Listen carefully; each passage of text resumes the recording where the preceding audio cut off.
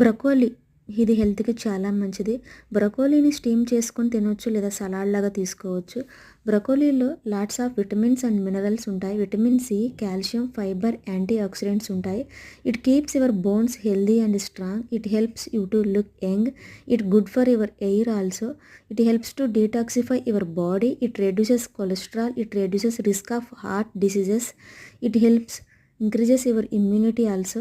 It reduces cancer risk and also useful for weight loss, and it also best for sugar patients, and it controls the sugar level in your body, in your blood also.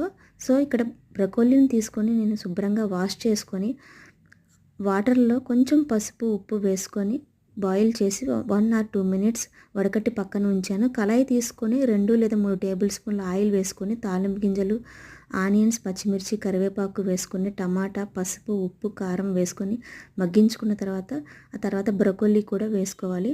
ఆ తర్వాత వెల్లుల్లి, కొంచెం మునగాకు పొడి, ఇంగువ వేసుకున్నాను. ఇదంతా ఒక 10 to 15 మినిట్స్లో మనకి కర్రీ రెడీ అయిపోతుంది. ఎంతో హెల్దీ అండ్ టేస్టీగా ఉండే బ్రొకోలీ కర్రీ రెడీ అయిపోయింది. Thank you for watching.